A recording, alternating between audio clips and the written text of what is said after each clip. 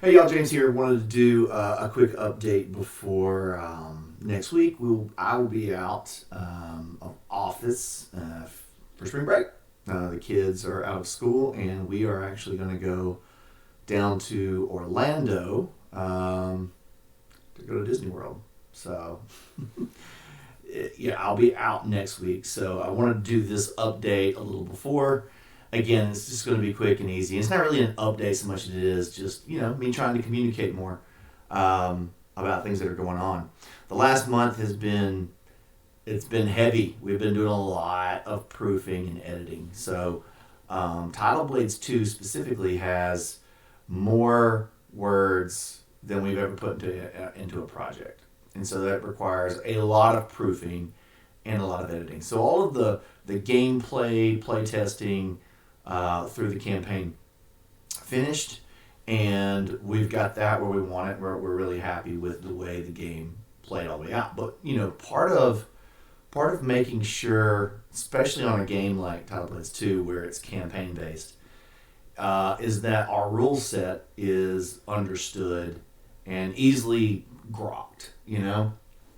And for us, that means we have to have people go through it, multiple people go through it, and give us feedback on that rule set. Because typically what's going to be happening in, say, Title Blades 2 is you've got the main rule book that kind of lays out all the basic rules, but then each campaign kind of layers some rules on top of that. And so it's kind of like having a very, very, very big rule book. And, editing and proofing your rule book is one of the hardest things about making a board game. So, and then, we've got references to cards and different things as components as the game goes along. So there's a lot of things to check. And then once we get the pre-production copy, we're going to have to play through the campaign and make sure all of our references are right and things like that, because the majority of the game has been made digitally through TTS. And so, there's just a lot of things that we have to check and make sure that they're right. And part of the process, right, was and I alluded to this in last month's update. We took the time that it took us to make the first 6 scenarios and said, okay, it took us this many months, so we have 12-ish, more like, I guess, 16 or 17 more scenarios to make. So if we take that amount of time, we put it on that, that's how we made our estimate, right? But the back half of the campaign took quite a bit more work than the front half. And so that estimate was a little off. And, at the end of the day, we just want to make the best game possible. So you take the time that you've got to make. And here's the thing. I mean, I could put a lot of pressure on my partners and the design team to press it on, to push it through. Here's a deadline, finish it no matter what. And they would, they would give me something, right? And a lot of games are made that way. A lot of games. I feel like what's more important is that we all get an experience with that finished product that meets the expectations that we all want. So for you, a gamer, that comes in several categories, right? It comes in the product, but it comes also in the gameplay and the experience. And I want to match those expectations. And so the last thing I want to do is give you a product that you've been waiting on that then once you get it, you're let down. And so and that doesn't mean that we're not still going to have a mistake that slips through. Those things happen even when we've got multiple editors, multiple sets of eyes looking at something. It can still happen, right? Like, it's just, we see it every day in lots of games, right? A lot of the games behind me have mistakes in them that have to be errata or updated. But our goal is to not have that. And I think the process of not rushing, because listen, when we get all of these messages about where's the game, what's the status, I understand on one hand, it's just people excited for the thing we've made. And that makes me very happy. I'm excited that you're excited. It's when it becomes a bit more toxic that then puts pressure on the creator, which then can lead them to like, maybe I should just rush this out the door. I feel this pressure.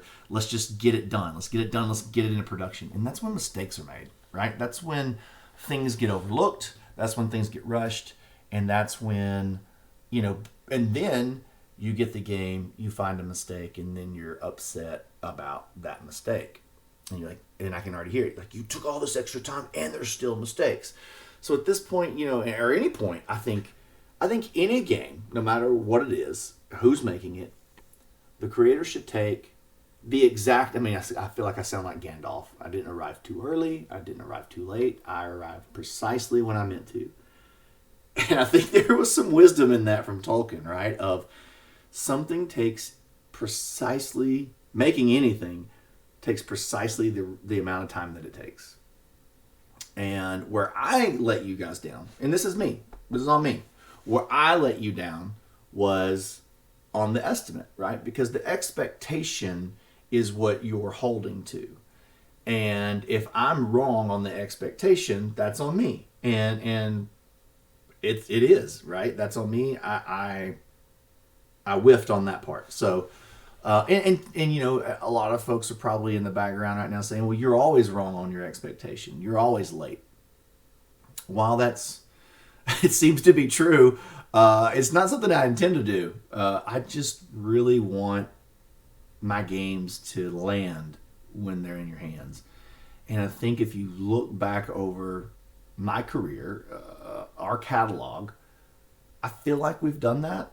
When you look at the product that we make and the gameplay that we deliver, all of our games are, ranked. I feel like they're all ranked really well in BGG. There's like 120, 130,000 games in there. If you're in the top 10,000, you're in the, I'm bad at math, but what, top 10% of all games ever made? Like that's pretty good. And then we got a game like Wonderland's War that's currently number 254, which is, there's only 253 games ranked higher in the history of board games. And that's pretty amazing.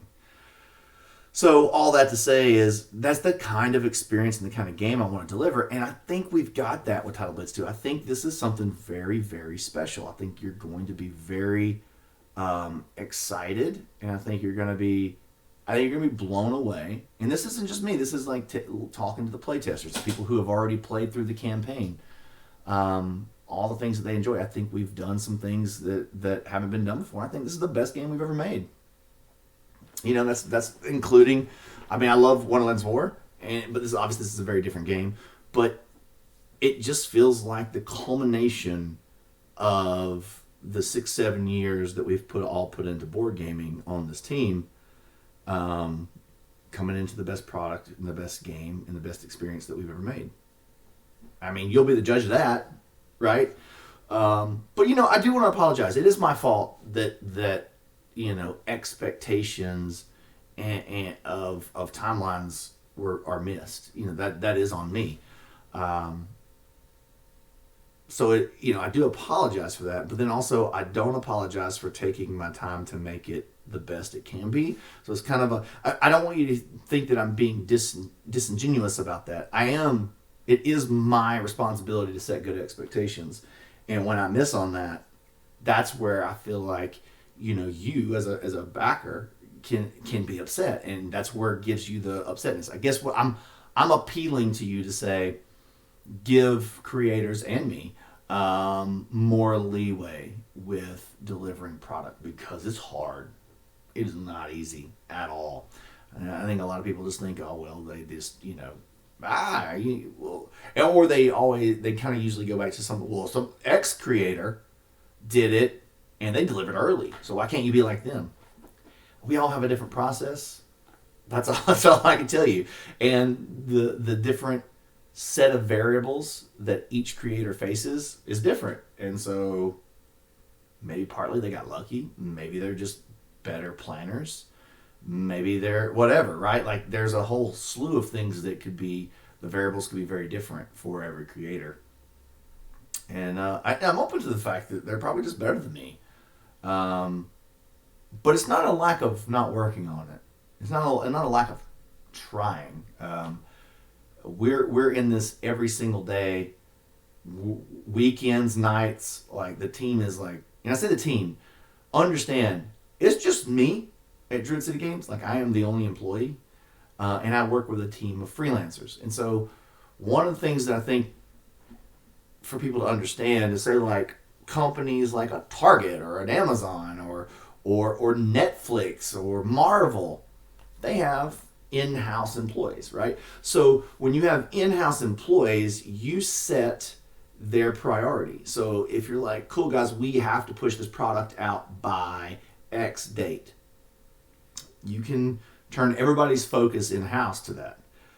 But when the majority of your product and stuff is handled with freelancers, right? Like I am in queue with them, right? They work with other people that have also their priorities, or they have their own set of priorities, or they get sick and they can't work, or they take a vacation, and the thing that you need to move the project forward sits in a queue, sometimes days, sometimes weeks, right? I mean, I've definitely had things where I'm like, oh man, someone who has this information, who is the one source that I need, is out of the office for the next 3 days. They have a planned vacation. So then you wait. You just have to wait. And it is super frustrating and it's very difficult, but that is small business life, right? Like we don't have the resources to hire in-house graphic designers and in-house artists and in-house production managers and things like that. And some companies do, right? And then they get to kind of control that queue, that priority. And that's very helpful for them. But also then they have, payroll, and they have a higher risk of those resources that they have to use to make games. So for me right now, I'm trying to mitigate risk as much as possible so that the company stays as healthy as possible so that I can deliver all the things that I want to deliver because I have more games that I want to make. I've seen a couple comments about like my communication's not good enough. I'm still trying to hit the once a month for all the projects, whether that's Wonderlands War or Title Blades 2. And it's just tough, right? Like I'm dealing with all the things that you have to do to run a company. And again, I'm working every day, more than what would be a 40-hour-a-week full-time job. Like I work way more than 40 hours. Mainly just because I love it, so it doesn't, I don't look at it as a job, so don't hear that coming out of that statement. It's just more, I just want to make sure people understand, like, it's not, like, James isn't drinking, umbrella drinks by the pool and chilling with your money, as they say. It's just a job of putting out the fire for each day. So, like, a perfect example, the past week plus, I've been knee deep in VAT registration, trying to get this team that I'm working with all the information that they say I have to provide to get VAT registered. And just to be perfectly transparent, the UK makes this incredibly difficult. The EU, not so much. But UK specifically makes the hoop jumping insane. And thing is, like, we're gonna collect this tax, and I just want to give you your tax money, but they make it very, very difficult, and it just creates a domino effect, right? And then there's also like all the safety testing laws are constantly changing. So from the last game I made, we did things the way that we knew to do them. All that stuff, like for Wonderlands War, came back with notes, so we had to make a bunch of changes to the legalese and the labeling and the logos and such on the back of the boxes, which just slow things down, right? Like normally it would have been turned in, pre-production copies would have been made, but now we have to go back and forth. And then I'm back in queue with my graphic designers and my team there. And then I give back new files, and then we get more feedback, and they're like, that was mostly right, but you need to change this, or you're 6 centimeters off on the size of that logo, so make that change. And then stuff goes back into the queue again. And so it can be very frustrating. And I can see from the other side going, well, that, you're just taking too long. But I don't know any way to do it faster that does it correctly, right? Like you can hire people in house, so you set the priority and say, yeah, stop what you're working on over here and do this right now. And that's a luxury. That's a luxury that most creators, most companies just don't have. And unfortunately, I don't have that luxury. So I have to wait in line. So I hope that like pulls the curtain back a little bit, and you can kind of see a little bit more of what's going on there. But like box labeling, safety testing, VAT registration. Those are things that we have to get right, or we put our product at risk. And I know this sounds really boring for what you signed up for on Kickstarter. You're like, I just wanted a game. This game looked cool. I just wanted a game. But if we don't get it right, you don't get your game. And if we don't get it right, we put ourselves at risk. And if you like the content that we're making and we want to keep making for these games, then we may not be able to do that going forward. So, try really hard to get that as right as I can. A couple of things that we're working on that we're waiting on. So like I've got some like updated quotes that will have updated dims and weights from the manufacturer. As soon as I have that, I get to input all of our product dims and weights updated estimates into the shipping table, and then we will update and collect shipping through Pledge Magic. That's what I'm waiting on. Once that's finalized, I was hoping to have that at the end of last week, but again, I'm waiting on partners, and if they say they can tell you, hey, I think we'll have this in a day, the next 24, 48 hours. You're like, cool. And then at the end of 48 hours, you're like, hey, where we at? And they're like, well, things came up. We're not done yet. We're still waiting. We're waiting on information from another partner as well. It's, again, I know you've heard me say domino effect, but there's a big domino effect. And we just have to be patient. We have to wait. Because if I yell at them, if I get up in arms, I'm like, well, you said 48. Gosh darn it. If they're waiting for information on their end, it doesn't make it better. It doesn't make it happen faster. And so then you just make your partners mad and they don't want to work with you. Or they rush it. They take a guess. They're wrong. It ends up costing you more money than you anticipated later. I've learned that you have to be patient. And it sucks to have to take a deep breath and be patient. I don't really like it. I'd rather it be done. I'd rather you have the game in your hands. And because here's a thing that a concept, right, that I really want to talk about for a second. It does not benefit creators to be late or later than their timeline estimation.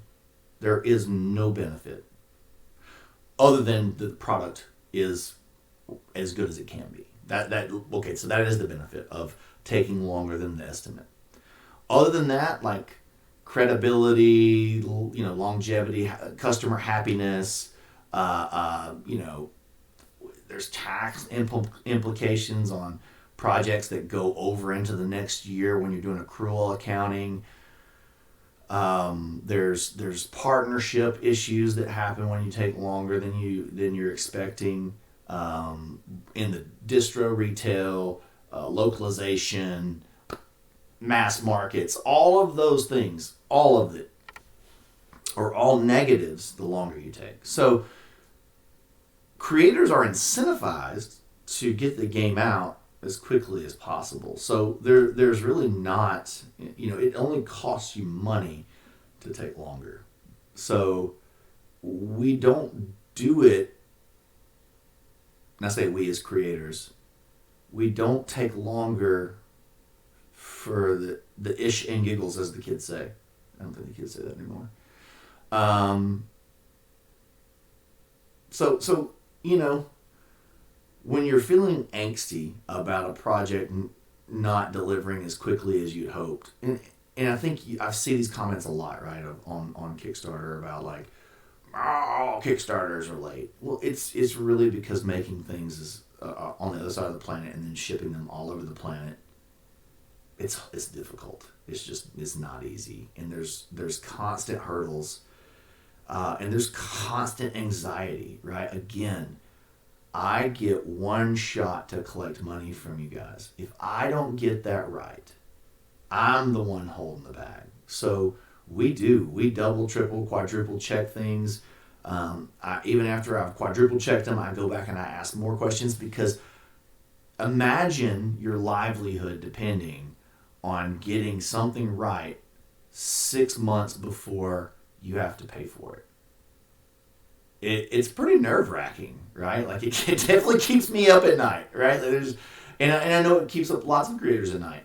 And, and it's for us that, the creators who haven't hit a level where the resources are bountiful, where you've got to be really strict and really conservative and try to really make things line up the best that you can. And that's all the majority of creators are going to do, because again, it's an outlier to be on the spectrum where you've had so much success that you can just kind of do whatever you want, you'll be able to pay for it. That's not 99% of creators don't fall into that category. So I just really wanted to kind of, again, pull the curtain back and just talk a bit about the pressure from backers to hurry up and get you the product only makes things more anxiety riddled. But also, I feel you, because there's games that I'm really excited about. You guys know, as you see behind me, I've got piles and piles of board games that I am really excited about, and the sooner it gets here, the happier I'll be. So there's games I want to play them, and so I get it. I get your passion for wanting to play this game. I really want you to play it. I think you're gonna absolutely love it. I just want to make sure that feeling that I have of what I want you to be able to experience is what you get to experience, if that makes sense. All right, I've rambled for 22 minutes. I'm really good at chatting. I hope this gave you a little bit of an update of how things are going. And like I said, I'm out of office next week in Orlando. If you're at Disney World and you see me, wave, say hi. And I'll have probably an official update through the Kickstarter and things next, probably the week after we get back from spring break, because by then I should have again, I'm hoping partners have things in place that I've asked for, then we can move forward. So, and if it happens, this is currently Wednesday, if it happens before then I'll have the update on Friday before I leave. But until then, roll some dice and play nice. Talk to you soon. Bye.